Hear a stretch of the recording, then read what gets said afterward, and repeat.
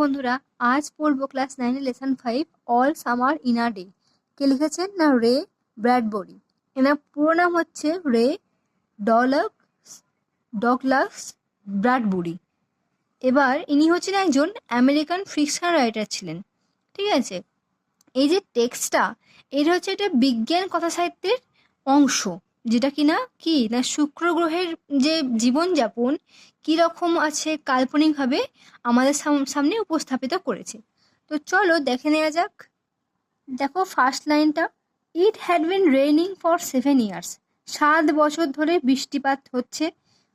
Thousands upon thousands of days filled from one end to the other with rain. মানে কি, হাজার হাজার যে দিনগুলো ভর্তি থাকে একদিক প্রান্ত থেকে আরেক প্রান্ত কিসে না বৃষ্টির জলে।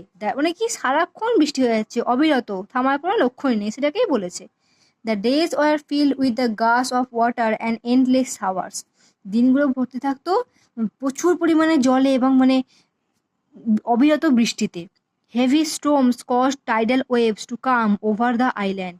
আইল্যান্ড মানে কি দ্বীপ, দ্বীপেতে জল উঠে আসতো। ঠিক আছে, প্রচুর পরিমাণে জল উঠে আসতো, আর তার কারণ কি ছিল না ভয়ঙ্কর ঝড়।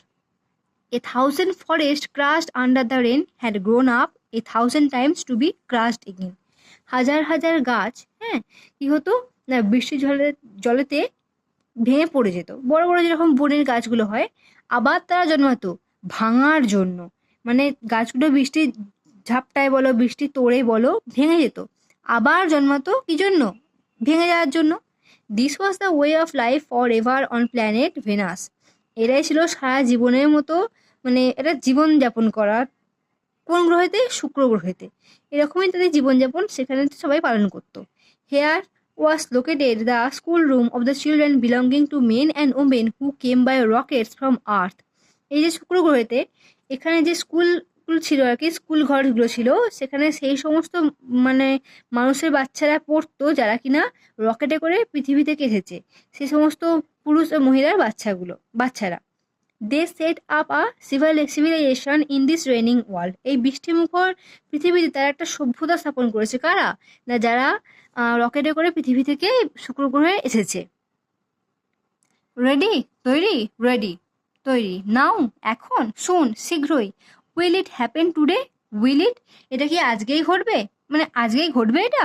Look see for yourself, দেখো দেখো, নিজের জন্য দেখো, একবার তোমার জন্য দেখো, তাকিয়ে দেখো।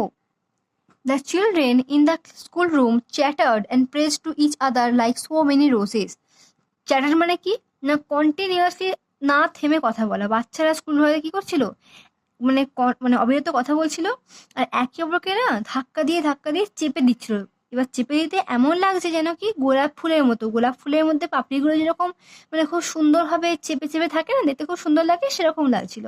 দে peered out of the window to look at the hidden sun. তারা জানলা দিয়ে উঁকি মারছিল কি লুকিয়ে থাকা সূর্যের দিকে। ইট রেইনড, এটা বৃষ্টি হলো বা হয়েছিল, এরকম বোঝাচ্ছে।